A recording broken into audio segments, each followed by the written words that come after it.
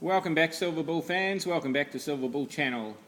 Hope you're having a great day. We're going to talk today about the difference between coin collecting and bullion collecting. This is an example of coin collecting, or better known, or more correctly known as a numismatic coin. Okay, this is produced by the Perth Mint. It's their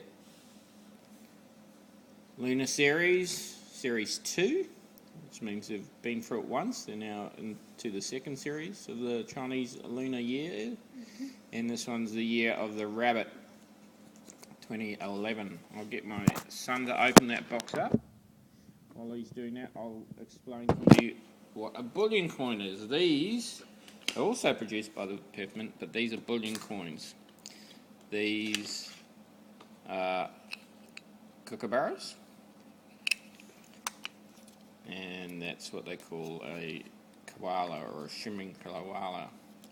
They're all 999 silver coins. These are bullion coins.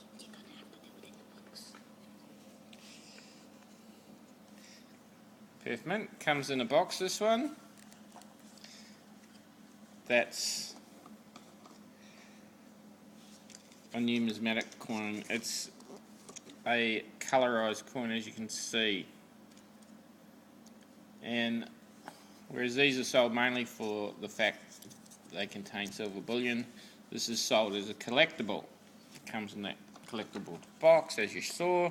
Also comes with a little card explaining the year of the rabbit. Also gives you a number there, what number coin it is, and the mintage to Australia's 3,800. But before you think it's a rare coin, read further and you'll see there's a worldwide mintage of 170,000. So there's actually quite a lot of these coins getting around. The vast majority of them sell to Asia because obviously the Chinese lunar year is a big deal. There's a lot of Chinese who buy this for a kid's birthday. You know, a kid's born, they want to celebrate it, they'll buy him this, and this will be his little present to recognise his birth. So very popular in Asia. That's a 1 ounce one I showed before on an earlier video. You'll have a look. It's a half ounce one. Okay, my son's helping with this one. This one's a bit easier to get out, the half ounce. And they come in an airtight. That is a numismatic coin. It's sold for the fact that it's a collectible coin. They actually sell on the Perth Mint site the 1 ounces for $89.50. I was lucky enough to get this for $78 because the Australia Post shop, as I've mentioned in a prior video, don't seem to update their prices with changes in the silver market, whereas the Perth Mint certainly does change the prices as the silver market continues, even in the bullion coins. I showed another numismatic earlier on as well. That they're the Kangaroo series. That I bought from Australia Post for $50, which is, I'm almost in profit on silver bullion alone now for that one, because the silver markets perform so strongly, and that was bought just a couple of months ago. Okay, an example of an international bullion coin is what is known as the Silver Eagle, made by the US Mint. There it is, Walking Liberty. Also 999, and also 1 troy ounce. So there are your bullion coins. There are some numismatic coins. You also have other numismatic coins made out of base metal, which might be rare because there's not many of them around. But to be honest, unless you're really knowing what you're doing, I'd stay away from the numismatics. Why have I bought these then?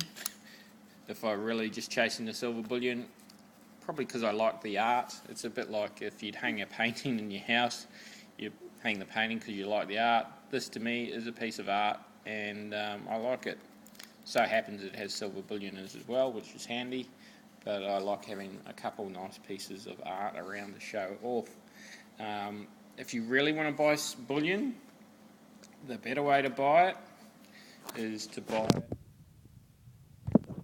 bar form, and then you get the best value for money. My son wanted help in this video, so I'll get him to tell me, how much did we buy this one for? Under $600 last year. And what is it worth now? $1,300 this year. So it's doubled in value. In less than 1 year. Okay. What's the weight of it? 1 kilo. Okay, that's a 1 As kilo you can see bar. there. All right, 1 kilo bar, also 999. Very heavy. And that there is also made by the Perth Mint. Obviously, it costs less to cast and pour that than it does that, which requires a die, requires each coin to be polished beforehand, weighed, checked, and then sealed in these airtights. So the manufacturing cost per item, per ounce, is more for that. So they're obviously going to charge more. That's right. So why buy a coin? The problem is, as silver continues to go up in price, this is actually going to be harder to sell, in the sense that not as many people are going to have. Let's say it goes up to $100 an ounce. Suddenly this becomes worth $3,300. The average man doesn't have that kind of money sitting around in his bank account. $200 an ounce, suddenly that becomes worth closer to $7,000. You're asking even more. $400 an ounce, you're asking $14,000 a bar. Very hard to then dispose of that bar. So hence why having smaller examples of silver can be advantageous. They may be easy to sell or trade at a later date. And the fact that silver is going to the moon, I think, can be seen by the fact Perth Mint has started producing 1/10 of an ounce silver coins. So even there, I mean, that costs them a bit of money to set up, but they obviously believe they're going to sell some of those. Will silver ever go down in price again? As I've said in a video before, silver may have a temporary drop if there's another global financial crisis. We may see silver temporarily dive down due to industrial demand falling. But as I said, that will only be a very temporary thing, because people will come flooding into the silver market because fiat currency will die. So if silver does get down to $20 an ounce, that's a signal for you to load up the boat, get as much as you can before it skyrockets. So why am I still buying silver if I believe there might be a drop? Basically because I'm not prepared to gamble for the downside. That extra $20 an ounce I may save or may not save isn't worth what I see the upside potential. Okay, so if I believe the upside's $500 an ounce, it's better to buy it now while I've got the money free and use it to buy silver than use it on something else. It's like a compulsory savings plan. So yeah, I'm still buying at this price. The other thing is, what if I'm wrong? What if silver doesn't go any higher? It's had its bull market. Silver then goes down to $20 an ounce and stays there for a long time, and then slowly only goes up with the price of inflation. Even then, even though I think that's highly unrealistic, that doesn't worry me, because this is like a compulsory super plan. It's something outside my super, and if silver doesn't go to the moon, that normally will mean because other economic factors are going well, therefore I don't have to worry about my super. But if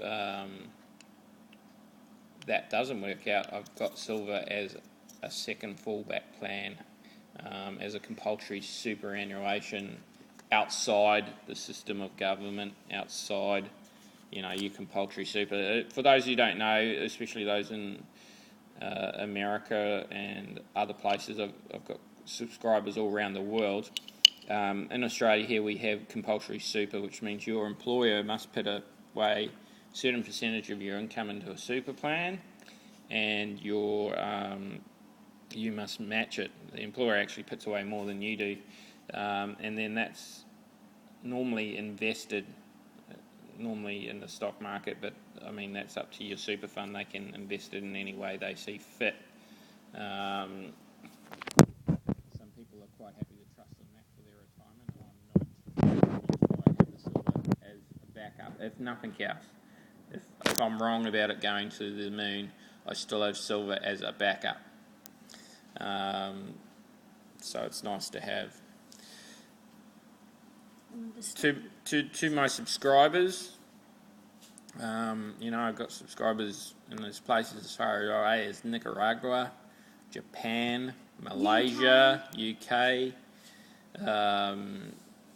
USA, and so I try to make the videos as worldwide useful as possible, but obviously I'm in Australia, so I see economic realities through Australian eyes, hence why I put up the video just recently on land in Australia and real estate in Australia, and the fact that we've still got to have the collapse that most of the rest of the world has had. But my view is stack silver, keep stacking, go for the ounces. Worst case scenario, you've got something that's a hedge against inflation. You've got something that's very pretty to have a look at, a nice piece of artwork. Even the plain old Bullion Bar is very attractive. Silver becomes a little bit of an addiction in collecting, but it's a harmless addiction, and it's a great way to lift your spirits. If you're low, have a look at your silver. It'll cheer you back up. My only advice to everyone out there is keep stacking. Keep stacking.